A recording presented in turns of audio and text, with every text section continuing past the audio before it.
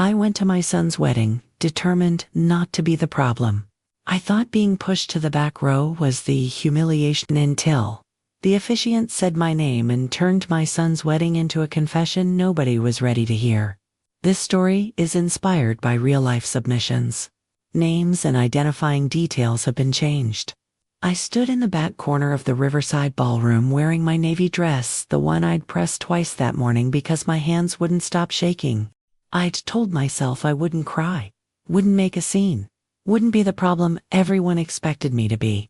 But they'd seated me behind a decorative column. Behind a column? At my own son's wedding? The ceremony hadn't even started yet, and I was already invisible. Ethan's college friends filled the front rows, laughing and taking selfies.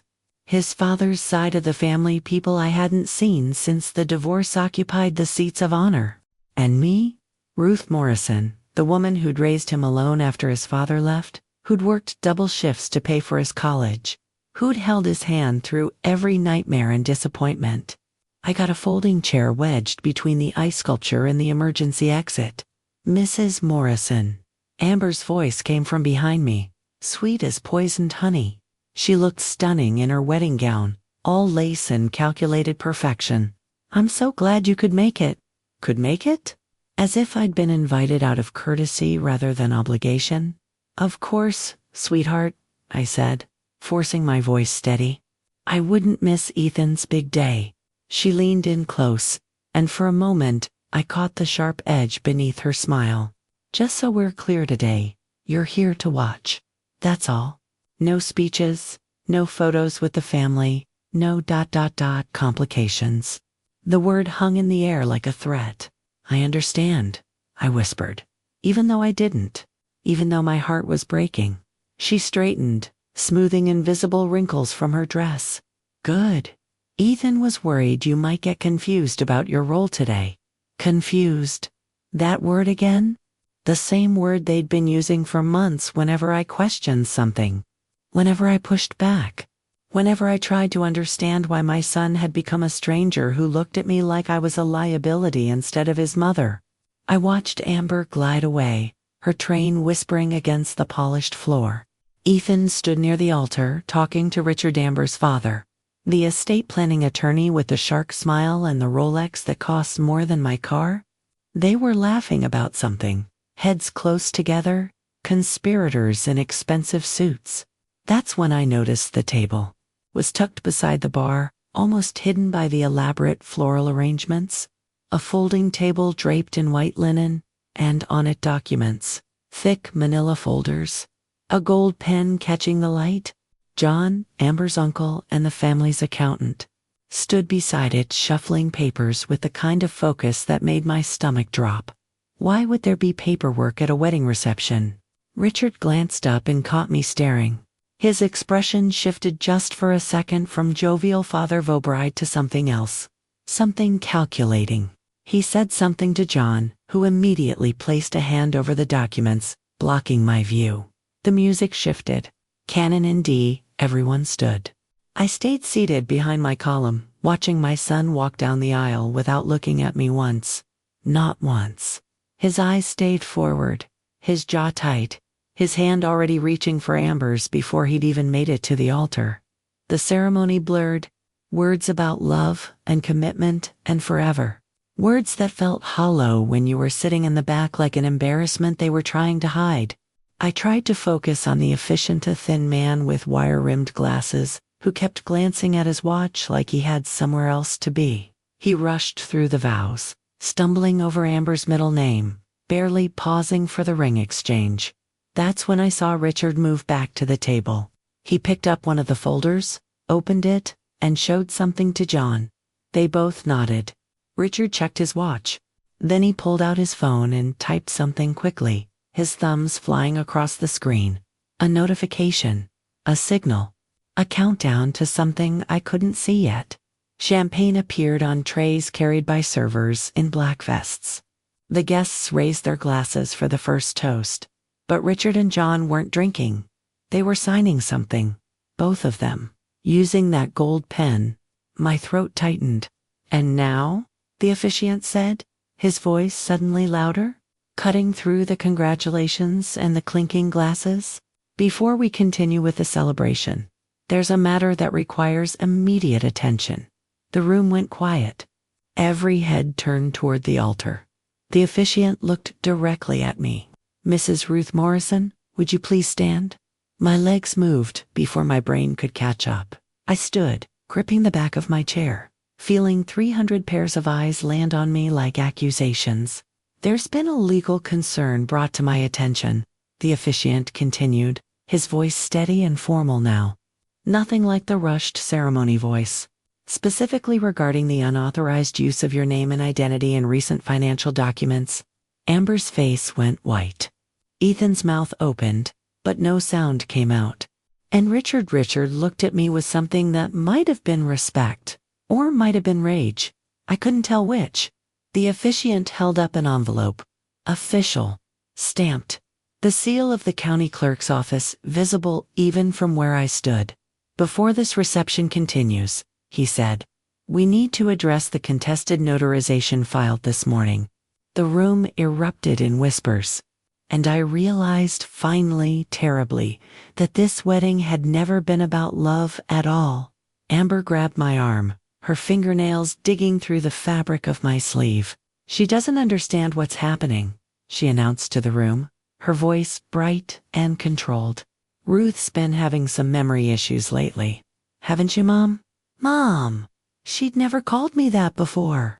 I understand perfectly, I said, pulling my arm free. Mrs. Morrison, the officiant continued, ignoring Amber's interruption. According to records filed with the county clerk Wednesday morning, someone attempted to register a power of attorney document using your signature. The notary who filed the complaint stated you were never physically present. Wednesday, 2 days ago. The same day Ethan had called asking me to stay home and rest, instead of going to my regular grocery shopping.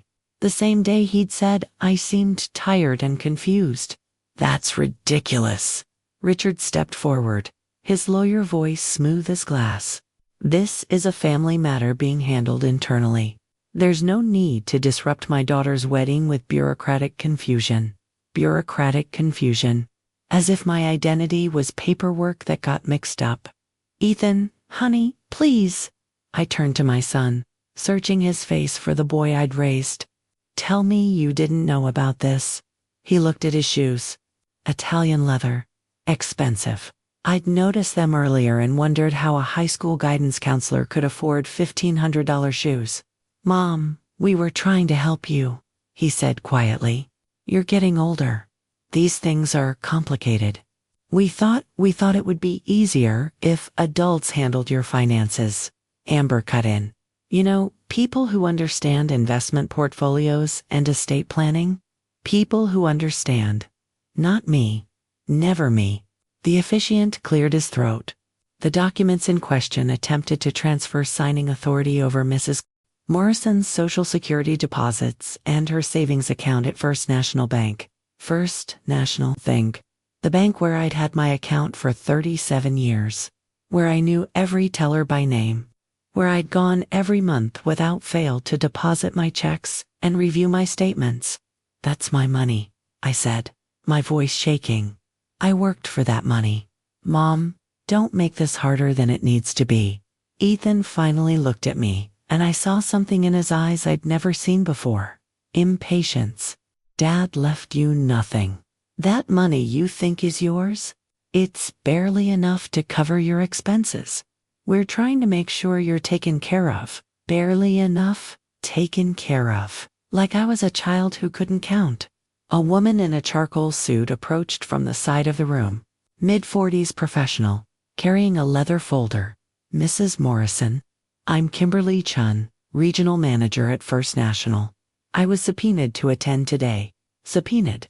Richard's composure cracked slightly. By whom? By the county clerk's office, in conjunction with an elder financial abuse investigation. Kimberly opened her folder. Mrs. Morrison, someone used your information to request authorization changes on your accounts last week. Our system flagged the request because the signature didn't match our records. And our security cameras show you weren't in the building during the timestamp on the documents.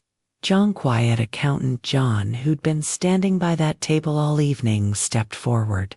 Now, hold on. That was a simple administrative request. Ruth gave verbal authorization. She just didn't need to come in. I gave no such authorization, I said. See? Amber turned to the guests. Her performance, perfect. This is exactly what we've been dealing with. She forgets conversations. She gets confused about what she agreed to. It's heartbreaking, really. Heartbreaking. She said it like she cared. Like she hadn't just tried to steal my independence. Kimberly's expression hardened. Mrs. Morrison, in my professional assessment, you've been lucid and competent in every interaction I've witnessed at our branch. You've never missed an appointment, never forgotten a password, never shown signs of cognitive decline. That's why I filed the complaint. The room went so quiet I could hear my own heartbeat. You what? Richard's voice dropped 20 degrees. I filed a formal complaint with Adult Protective Services, Kimberly repeated, louder this time. Because what I saw looked like financial exploitation, and I'm legally mandated to report suspected elder abuse. Ethan's face flushed red. This is insane. We're trying to protect her. From what? I asked. From having control over my own life. He didn't answer. I looked down at the envelope the officiant still held. Official seal. County stamp. My name typed across the front. May I see that? I asked. He handed it to me. My hands shook as I opened it, but I read every word, every date, every fraudulent signature that looked nothing like mine. And I realized this wedding wasn't rushed because of love. It was rushed because they were running out of time. The officiant suggested we move to a private room, but Richard insisted everything could be cleared up right here. He needed witnesses. Needed the crowd to see me as the confused old woman disrupting her son's special day. Ruth, let's be reasonable, he said, his hand extended like he was calming a spooked horse. You're overwhelmed. Weddings are stressful. Why don't you go home and rest, and we'll discuss this tomorrow when you're feeling better. Feeling better. As if my clarity was a symptom that needed treatment. I'm not going anywhere, I said. Amber whispered something to Ethan, and he nodded. They were coordinating, planning their next move while I stood there holding evidence of their betrayal. Kimberly stayed beside me, her presence solid and professional. Mrs. Morrison, I need to inform you that the bank's fraud division has already frozen any pending authorization changes on your accounts. Nothing can be moved without your physical presence and updated identification. That's completely unnecessary, John said, his accountant voice tight with irritation. This is a family helping a family member. It happens every day. Not like this it doesn't, Kimberly replied. Not with forged signatures and timestamps that don't match security footage. I looked at the documents again. The power of attorney form had yesterday's date Tuesday but claimed I'd signed it at 2:47 p.m. I was at Dr. Patterson's office Tuesday afternoon. I said slowly, my memory crystallizing. My annual checkup. I have the appointment card in my purse. Ethan's jaw tightened. Mom, you're confused about the days. No, I'm not. I pulled out my purse, found the card. See? Tuesday, 2:30 to 4:15. Dr. Patterson runs late. I didn't leave until after 4:30. Richard's smile never wavered, but something shifted behind his eyes. Appointment cards can be wrong. Memories fade. Security cameras don't lie, Kimberly said quietly. A bridesmaid near the front, one of Amber's sorority sisters, pulled out her phone. Several guests did the same. The performance was cracking, and they knew it. This is absurd, Amber said, her voice rising. We're trying to celebrate our marriage, and you're turning it into some kind of trial. Is this really how you want people to remember today, Ruth? As the day you accused your own son of oof? What? Exactly. Fraud, Kimberly supplied. The legal term is elder financial fraud. The word hung in the air like smoke. Ethan stepped toward me, his voice dropping to that soft tone he used to use when he wanted something as a child. Mom, please, don't do this. We can fix this privately. You don't want everyone thinking you're he stopped. Thinking I'm what? I asked. Senile? Incompetent? A burden? He didn't answer, but I saw it in his face. That's exactly what he'd been about to say. A waiter tried to pass through with champagne, but Richard waved him away. The celebration had stopped. Everyone was watching us now, phones raised, recording. This was going to be online by midnight. Mrs. Morrison, Kimberly said, keeping her voice low, I have copies of the bank's internal report in my car. Time-stamped, transaction attempts, IP addresses, even the location data from the computer used to file the online authorization request. Would you like to see them? Yes, I said. That's privileged information, Richard cut in. You can't just hand over bank records. I can when there's an active fraud investigation and the account holder requests them, Kimberly replied. Mrs. Morrison, the authorization attempts all came from an IP address registered to Amber's apartment. The same apartment where Ethan has been living for the past 6 months. My son's face went pale. That doesn't prove anything, Amber said quickly. Ruth has been to our apartment. She could have used our computer. I've never been to your apartment, I said. You've never invited me. The truth of it settled over the room like a weight. My own son's home, and I'd never been welcome there. John cleared his throat. Look, maybe there was some miscommunication about the paperwork, but this is hardly the time or place. The time was when you tried to steal my identity, I said, my voice stronger now. The place is where you thought I'd be too embarrassed to fight back. Richard checked his watch. Why did he keep checking his watch? What were you waiting for? I asked him directly. What was supposed to happen during this reception? His expression went carefully blank. And I understood. The champagne toast, I said. You were going to toast the happy couple, and while everyone was distracted, you were going to have me sign something. Something that looked like a guest book or a card, but wasn't.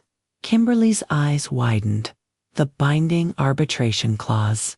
Richard's silence was answer enough. I walked out to the patio, my legs unsteady but my mind sharp.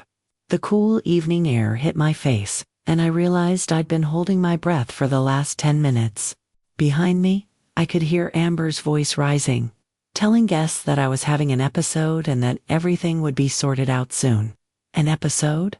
Like I was a television drama instead of a person. The patio overlooked a small pond with decorative lights floating on the surface. It should have been romantic. Instead, it felt like a stage where I'd just performed my own humiliation in front of 300 people. Mrs. Morrison, Kimberly had followed me out. She held a manila envelope, the kind with the red string closure. I brought these just in case. I wasn't sure if you'd need them tonight, but ... double quotes. She hesitated. I've been a banker for 23 years. I've seen this pattern before. What pattern? Adult children who convince themselves they're helping while they're actually stealing? She opened the envelope and pulled out several printed pages. This is a transaction history for your savings account. See these withdrawal attempts? Small amounts. $50 here, $75 there. All declined because they required in-person verification. I studied the dates. They went back 4 months, long before the wedding was even planned. They've been testing the system, Kimberly continued, trying to figure out how much they could take without triggering alerts. When the small amounts didn't work, they escalated to the power of attorney strategy. My hands trembled as I held the papers. Why didn't the bank call me? We sent letters. 3 of them. To your address on file. I never got any letters. Kimberly's expression darkened. Does Ethan have a key to your house? He did. I'd given it to him last year when I had the flu and needed him to pick up my prescriptions. He'd never given it back. Oh, God, I whispered. The letters probably never made it past your mailbox, Kimberly said gently. It's a common tactic. Intercept the warnings before the victim knows there's a problem. Victim. I was a victim. The word felt foreign, like clothing that didn't fit right. Richard appeared in the doorway, his expression pleasant and controlled. Ruth, I think we should talk. Privately. Without he glanced at Kimberly with thinly veiled contempt. Without third parties adding confusion. Mrs. Chun stays, I said. His smile tightened. This is a family matter. Then why does it involve forged documents and my bank accounts? You're being dramatic. He stepped onto the patio, and suddenly the space felt smaller. Look, I understand you're upset. Change is hard, especially at your age. But Ethan is your son. He loves you. He wants what's best for you. What's best for me is keeping my own money. Is it? Richard's voice took on that patient, condescending tone that made my skin crawl. Ruth, be honest with yourself. You're 67 years old. You live alone in a house that's too big for you. Your pension barely covers your expenses. What happens when you get sick? When you can't manage stairs anymore? When you need care? I'll figure it out. Will you? He moved closer. Or will you end up like so many other elderly women, broke, alone, dependent on the state? We're trying to prevent that. We're trying to protect you from your own limitations. Limitations. The word landed like a slap. The only limitation I have, I said quietly, is that I trusted my son. Behind Richard, I saw Ethan standing in the doorway. How long had he been there? How much had he heard? Mom, his voice cracked. Please don't make this bigger than it is. Can't we just get through tonight and talk about this tomorrow? Tomorrow, when you'd already have whatever I signed during the toast. He flinched. Mrs. Morrison, Kimberly said, her phone in her hand now. I'm required to document this conversation for the fraud investigation. Do I have your permission to record? Absolutely not, Richard snapped. That would be yes, I said. Record everything. Kimberly tapped her screen. A small red light appeared. Richard's composure finally cracked. You're making a serious mistake, Ruth, the kind of mistake that destroys families. Is that really what you want? To lose your son over a misunderstanding about paperwork? I already lost my son, I said. The boy I raised would never do this to me. Ethan's face went white, and for just a moment, one brief, painful moment, I saw guilt flash across his features.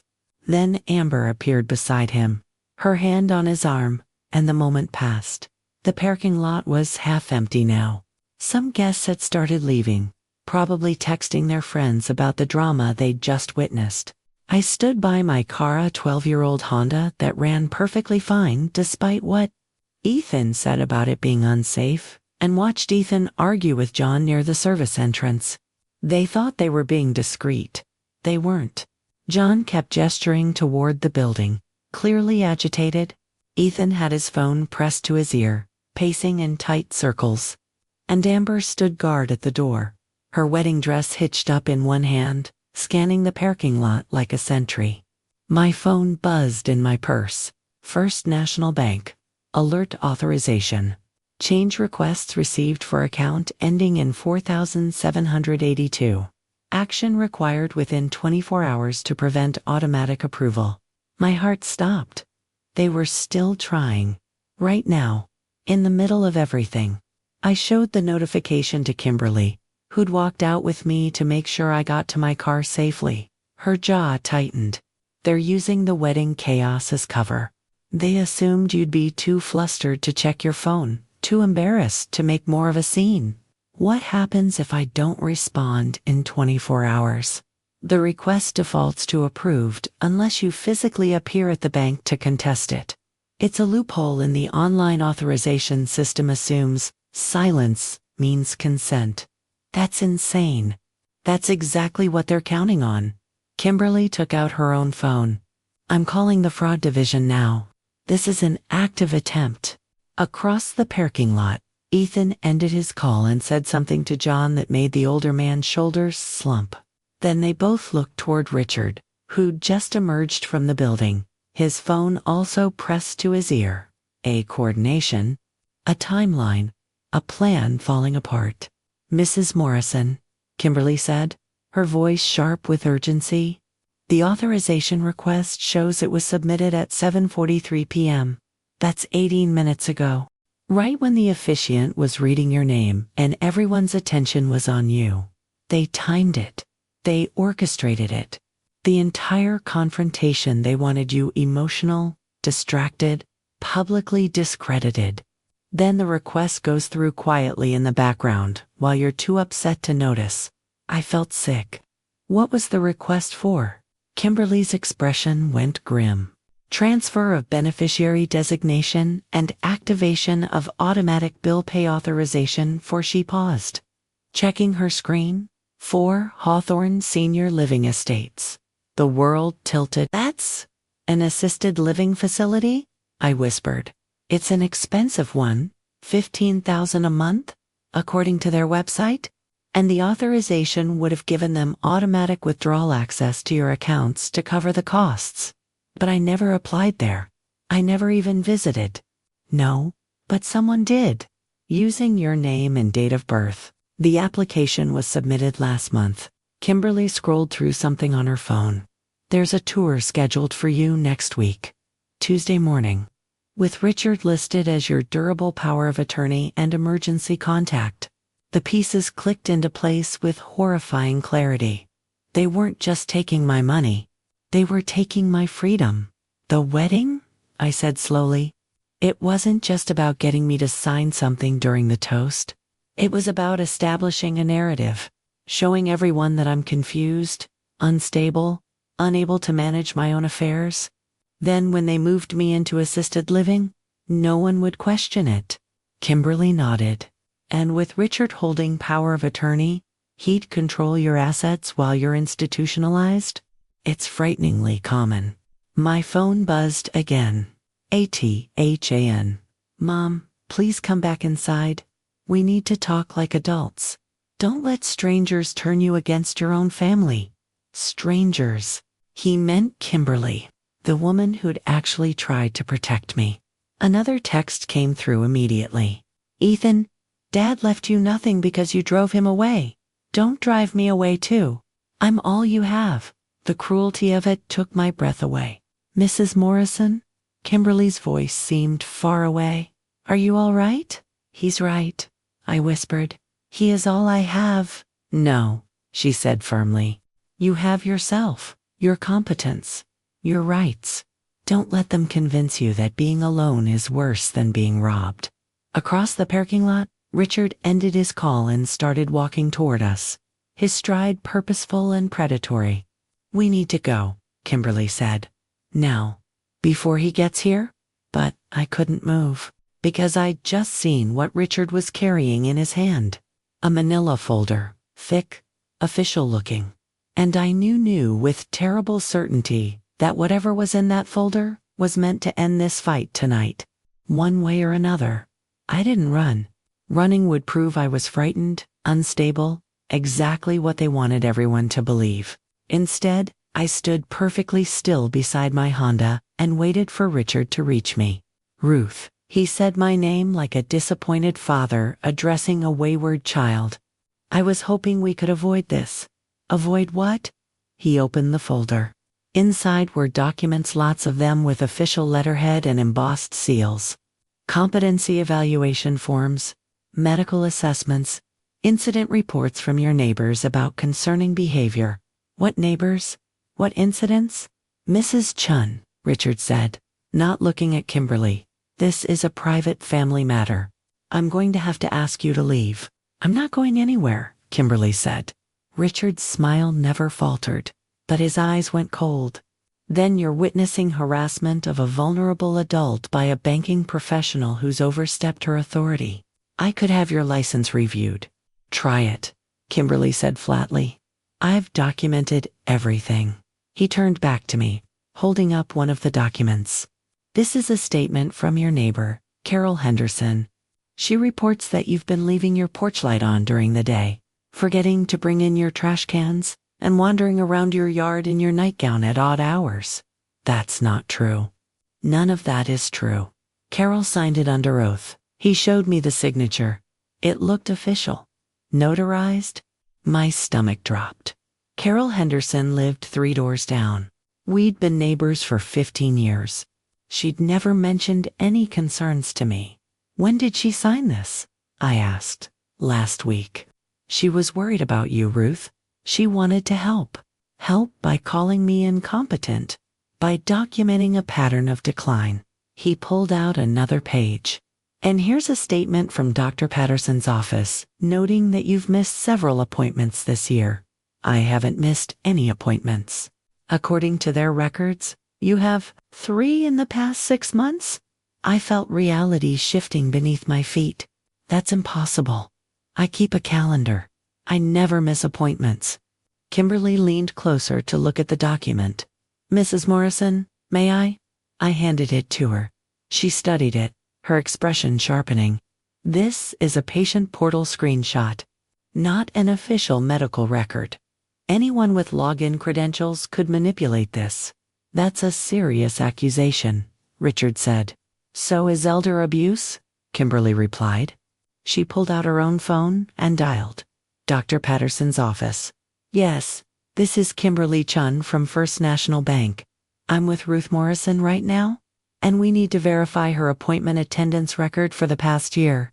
Yes, I'll hold. Richard's jaw tightened, but he maintained his composure. Even if the appointments are accurate, there are other concerns. Ethan has documented multiple instances of confusion, memory lapses, poor judgment such as, I interrupted, such as insisting on driving when your reflexes have slowed, such as refusing to discuss reasonable care planning, such as accusing your own family of theft when we're trying to help you. You forged my signature. We expedited paperwork to protect your assets. There's a difference. My phone buzzed. I glanced at the screen. Kimberly. Dr. Patterson's office confirms 0 missed appointments in 18 months. Records are clean. Screenshot is fake. I showed Richard the message. For the first time, his composure cracked. Just slightly. Just enough. Fabricating medical records is a felony, Kimberly said calmly, still on hold. So is notary fraud. Would you like me to contact the county prosecutor, or would you prefer to withdraw these documents voluntarily? Richard closed the folder. I think we're done here. We're not, I said. My voice surprised, me steady, clear, unmistakably sane. You tried to steal my identity, my money, and my freedom. You planned to institutionalize me based on lies. And you did it all at my son's wedding because you thought the emotional manipulation would break me. Ruth, I'm not finished. I took a step toward him. You underestimated me because I'm old. Because I'm a woman. Because I was too polite to fight back. But being polite doesn't mean being weak. Ethan appeared behind Richard, his face pale in the parking lot lights. Mom, please. Can we just talk? Really talk. Not while you're still lying to me. I'm not the assisted living facility, I said. Hawthorne Estates. When were you planning to tell me about the tour scheduled for Tuesday? His expression confirmed everything. You weren't, I continued. You were going to show up at my house, tell me it was a social outing, and then surprise me with a prearranged admission. Wasn't that the plan? He didn't answer. Kimberly ended her call. Mrs. Morrison? Dr. Patterson would like to speak with you directly tomorrow morning. She's concerned about the falsified records and wants to file a formal complaint. Richard's phone rang. He glanced at the screen, and something shifted in his expression. Fear, anger. He declined the call. Who was that? I asked. None of your concern? But I saw the caller ID before the screen went dark. Hawthorne Estates admin. They were calling him right now, in the middle of everything, which meant they knew something had gone wrong. I drove straight to the bank the next morning, Saturday, but Kimberly had arranged for the branch manager and fraud division to meet me there. The building was closed to regular customers, which made it feel serious, official, real. Mrs. Morrison, the branch manager, a sharp-eyed woman named Patricia Valdez, shook my hand firmly. Thank you for coming in. I know yesterday was difficult. Difficult. That was one word for watching your life nearly get stolen at your son's wedding. We sat in a conference room with glass walls. Everything visible. Everything documented. Kimberly had taught me that when you're fighting people who thrive in shadows, you force everything into the light. Patricia slid a form across the table. This is a fraud alert freeze. It prevents any changes to your accounts without your physical presence and 2 forms of ID. No exceptions. I signed it. And this, she continued, producing another document, is a formal complaint to the Office of Financial Protection.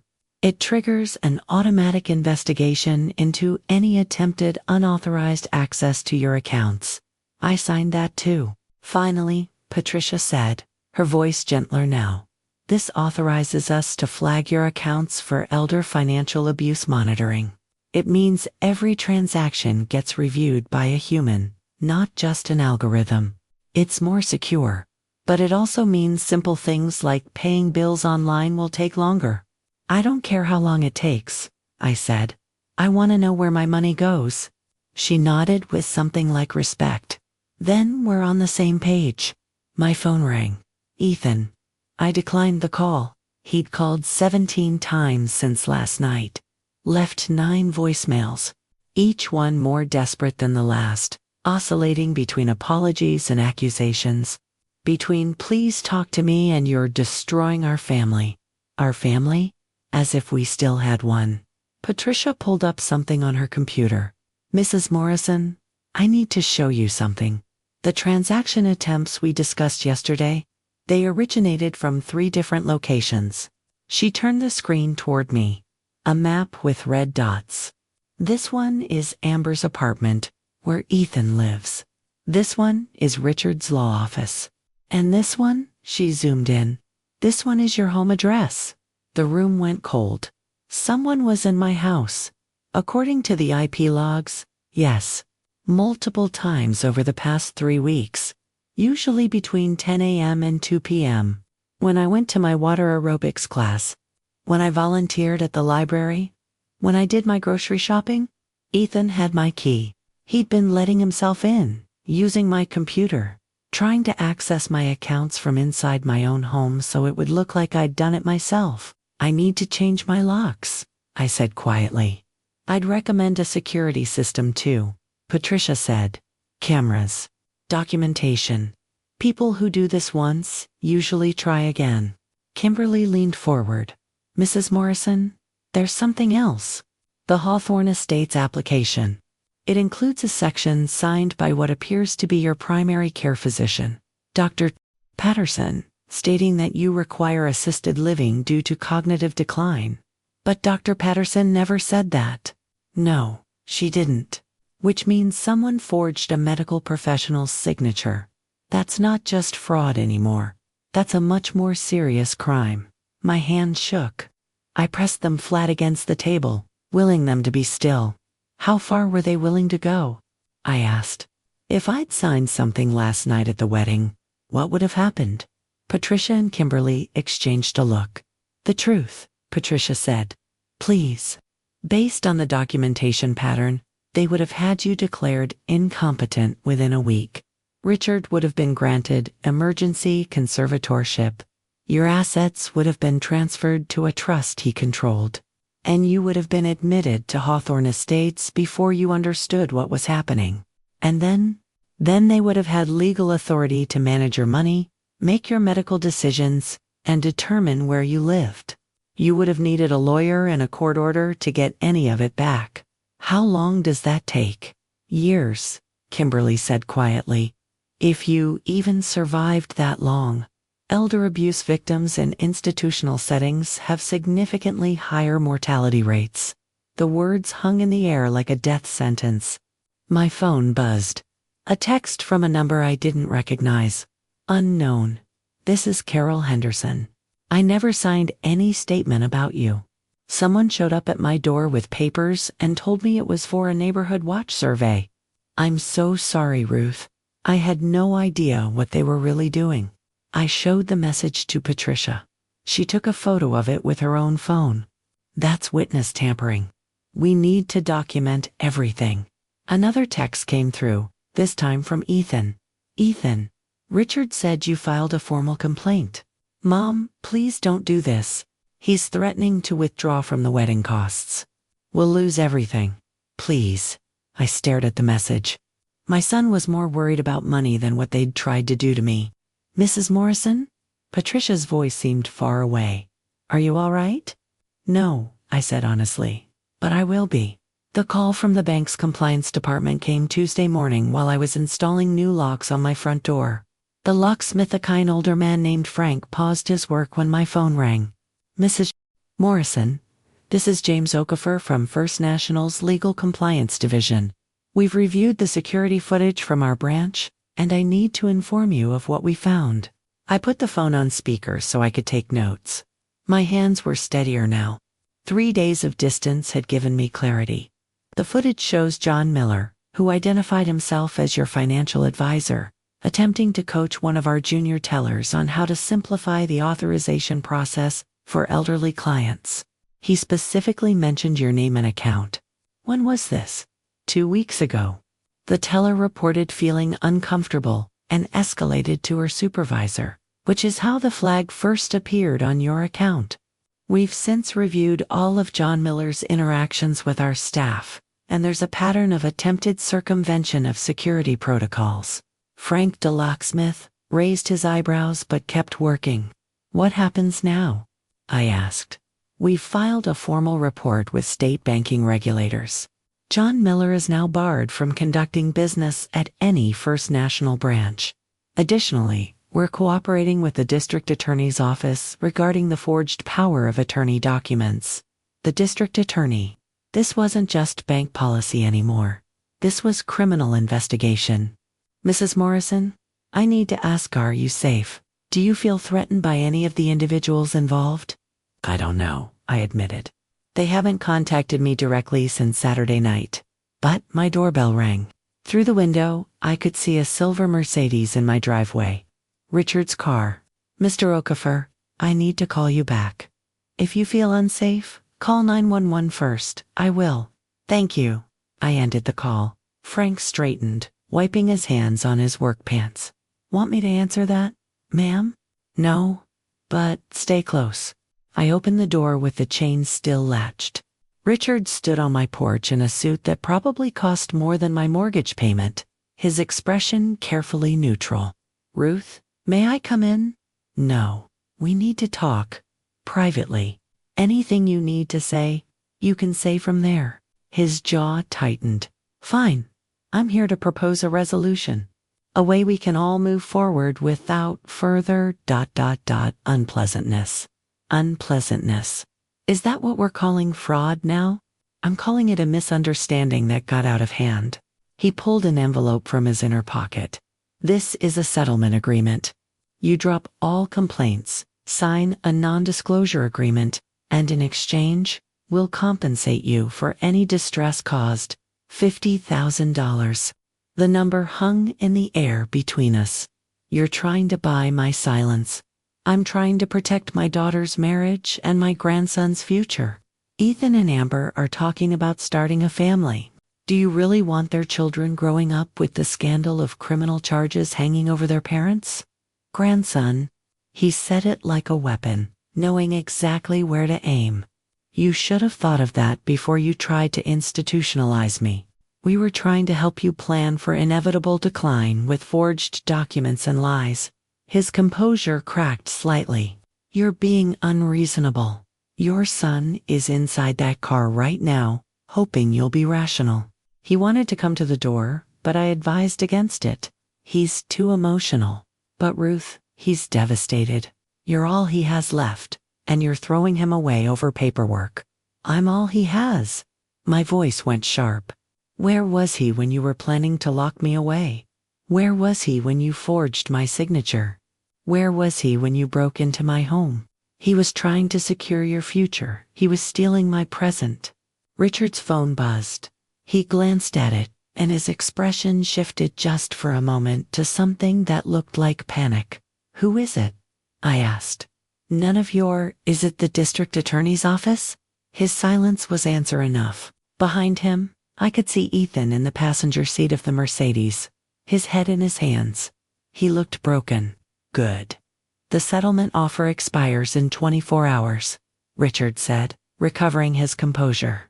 After that, things get more complicated. For everyone. Is that a threat? It's a reality. Criminal investigations are messy. They expose everything. Every financial decision you've made, every family argument, every private moment. Is that really what you want? At your age, with your health, do you want to spend your final good years in depositions and courtrooms? Final good years? He said it casually, as if my remaining time was already measured and limited. Frank appeared behind me, all 6'3" of him, his toolbox in hand. Everything all right, Mrs. Morrison? Richard's eyes flicked to Frank, recalculating. Everything's fine, I said. Mr. Ashford was just leaving. 24 hours. Ruth, think carefully. He walked back to his car. Ethan never looked up. The attorney's office smelled like old books and furniture polish. Martha Greenfield was 72, sharp as broken glass, and specialized in elder law. Kimberly had recommended her, and when I'd called, Martha had fit me in the same day. Mrs. Morrison. She shook my hand with a grip that meant business. I've reviewed everything Kimberly sent over. This is one of the more brazen cases I've seen, and I've seen plenty. We sat in her office overlooking Main Street. Through the window, I could see people going about their normal lives, buying coffee, walking dogs, completely unaware that someone's entire existence could be dismantled in a matter of weeks. The power of attorney documents are clearly fraudulent, Martha said, spreading papers across her desk. The notary's statement says you appeared in person at 2:47 p.m. on Tuesday, but your doctor's office has you on security camera in their waiting room at that exact time. That's cut and dry. What about the settlement offer? $50,000. She snorted. That's insulting. They tried to steal your autonomy, your assets, and your freedom, and they think $50,000 makes it go away. They're terrified, Ruth. That offer is panic, not generosity. Richard said things would get complicated if I didn't accept. Things are already complicated. For them. Martha pulled up something on her computer. I contacted the district attorney this morning. They're very interested in this case. Elder financial abuse is a priority, especially when it involves forged medical documents and attempted institutionalization. My phone buzzed. Another text from Ethan. Ethan, Mom, please. Amber's parents are threatening to annul the marriage. Her whole family thinks I'm a criminal. Just sign the settlement, please. I'll pay you back everything. I promise. I showed Martha the text. She photographed it with her phone. That's evidence of coercion. Keep every message. Don't delete anything. He sounds desperate. He is desperate. Ruth, I need you to understand what you're up against. These people will try everything. Guilt, fear, love, money. They'll tell you that you're destroying the family, that you're being vindictive, that a good mother would forgive and forget. I know. Do you? Because in my experience, the hardest part isn't proving the crime. It's getting the victim to stay strong when her own child is begging for mercy. Another text came through, this time from a number I didn't recognize. Unknown. This is Amber. You're a bitter old woman who can't stand to see her son happy. You always resented that he chose me. This is just revenge. Everyone knows it. I felt the words like a physical blow. Martha read over my shoulder and her expression hardened. That's harassment. Forward it to me immediately. We're building a restraining order file. A restraining order? Against my own son. If necessary, yes. She leaned forward, her voice gentle but firm. Ruth, I need to ask you something difficult. If this goes to trial, if Ethan is charged with fraud, can you live with that? Can you testify against your own child? The question sat between us like a living thing. Could I? I don't want him to go to jail, I said quietly. I just want him to tell the truth, to admit what he did, to stop pretending I'm the problem. Those might not be compatible goals. My phone rang. Dr. Patterson's office. Mrs. Morrison, this is Dr. Patterson. I just received a very disturbing call from someone claiming to be from the State Medical Board, asking about my assessment of your cognitive function. My stomach dropped. What did you tell them? Nothing, because I immediately called the State Medical Board, and they have no record of any such inquiry. Someone is impersonating a state official. Ruth, this is getting dangerous. Martha was already typing on her computer. Dr. Patterson, this is Martha Greenfield, Mrs. Morrison's attorney. I need you to file a police report immediately. Impersonating a state medical official is a felony. I'm heading to the police station now. After we hung up, Martha looked at me with something like admiration. They're making mistakes, getting sloppy. Desperate people do stupid things. Another text from Ethan. Ethan, Richard says, if you don't sign by 5 p.m. today, he's filing a countersuit claiming you manipulated bank employees and filed false reports. He has a psychiatrist willing to testify you're paranoid and delusional. Mom, please, just stop. I read it twice. Then I forwarded it to Martha. That's witness tampering and intimidation, she said calmly. And threatening to use fraudulent psychiatric testimony. That's another felony.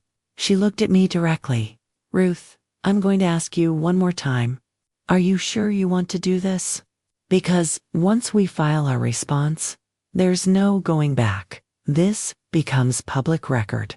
Your son might face criminal charges. Your family will never be the same. I thought about Ethan as a little boy, crying in my arms after his father left. I thought about every birthday cake, every school play, every moment I'd chosen him over everything else. Then I thought about him standing in that parking lot, more worried about money than what they'd tried to do to me. File the response, I said. Martha smiled. Good. Now let's show them what happens when you underestimate a woman who's survived 7 decades. 4 months later, I sat in my kitchen drinking coffee and reading the official letter from the district attorney's office. The morning sun came through the window. I'd replaced new glass, new locks, new security system. A new life, really. The letter was formal, bureaucratic, but the meaning was clear. Richard Ashford had accepted a plea agreement. Probation, community service, a formal reprimand from the State Bar Association, and restitution of all legal fees I'd incurred. John Miller had surrendered his accounting license rather than face criminal charges. The investigation was closed. No jail time, no trial. Just consequences that would follow them forever. My doorbell rang. Through the new camera system Frank, the locksmith had installed it himself. Refusing to charge me full price, I could see Ethan standing on my porch, alone and no Mercedes. No Amber. Just my son, looking thinner than I remembered. Older, somehow. I opened the door, but didn't invite him in. Mom? His voice cracked. Can we talk? We are talking. I mean really talk. Please. I've been trying for months. I know. I got your messages. All 73 of them. I'd saved every one, just like Martha told me to. Evidence, in case the harassment continued. But somewhere around message 40, they'd changed. Less defensive, more honest, more broken. Amber left me, he said. She filed for annulment last week. Said she married a man who had money and prospects, not a criminal under investigation. I felt nothing. No satisfaction. No sympathy. Just empty space where my son used to be. I'm sorry that happened. Are you? He looked at me with red-rimmed eyes. Because it feels like you wanted this. Wanted me to lose everything. I wanted you to tell the truth. The truth, his voice rose. The truth is that I was terrified. Okay. Terrified that you'd end up like Grandma broke and alone in some state facility where nobody cared if you lived or died. I thought I was protecting you. By stealing from me? By planning ahead? By making sure you'd be taken care of in a place that was actually nice, not some Medicaid nightmare? He ran his hands through his hair. Richard said it was normal. He said all families do this kind of estate planning. He made it sound like I'd be a bad son if I didn't help you prepare. Did he make you forge my signature? Ethan flinched. No. That was ... I knew it was wrong, but I told myself it was temporary. Just until we got everything organized properly. Just until you understood we were trying to help. I understood perfectly. You decided I was incompetent without ever asking me. Because you wouldn't have agreed. You're stubborn, Mom. You refuse to plan for the future. You refuse to admit you're getting older and you'll need help eventually. Getting older isn't the same as being incapable. I know that now. His voice dropped. I know a lot of things now. Like how it feels to have people assume you're a criminal before you can explain. How it feels to be judged by one mistake, one series of bad decisions, instead of by everything you've been your whole life. The irony wasn't lost on me. Why are you here, Ethan? Because you're my mother. Because I was wrong. Because I need you to know that I'm sorry, truly, deeply sorry for what I did. For what I almost did. He looked at me with something that might have been genuine remorse. I never meant to hurt you. I know that doesn't fix anything, but it's true. I stood in my doorway, in my house, with its new locks and cameras, and studied this man I'd raised. This stranger who looked like my son. Do you know what the worst part was? I asked quietly. Not the theft, not the lies, not even the plan to lock me away. It was the wedding. Sitting in the back, being told to just watch, being treated like an embarrassment that needed to be hidden. I know. No, you don't. Because if you did, you never would have let it happen. A good son would have said, my mother sits in the front row, or I don't get married. But you didn't. You let them treat me like garbage because it was easier than standing up for me. Tears ran down his face. You're right. I know I am. Can you ever forgive me? I thought about that question for a long time. Forgiveness. What did that even mean? Pretending it never happened. Going back to who we were. That was impossible. The mother who trusted blindly was gone. The son who'd do anything to protect me was gone too. If he'd ever existed at all. I don't know, I said honestly. Maybe someday. But not today. What about tomorrow? Not tomorrow either. He nodded, accepting it. Will you tell me when? If it happens, you'll know. He turned to leave, then paused. For what it's worth, Kimberly was right. You're stronger than I ever gave you credit for. I always was. You just never bothered to look. I watched him walk to his car, a used Toyota now. Not the expensive lease Amber's parents had been paying for. He looked back once, and I saw the little boy who used to run to me with scraped knees and hurt feelings. But that little boy was gone. Maybe he'd never really existed. Maybe I'd just loved the idea of him so much I'd convinced myself he was real. I closed the door, my door, in my house, over my life that belonged to me, and poured myself another cup of coffee. On the counter, my phone buzzed. A text from Kimberly. Kimberly, coffee Thursday. I want to hear how you're doing. I smiled and typed back. Me, absolutely, and thank you. For everything. Kimberly, you saved yourself, Ruth. I just witnessed it. I looked around my kitchen. Quiet, peaceful, meanin'. Realized she was right. I had saved myself, and that was the best ending I could have asked for.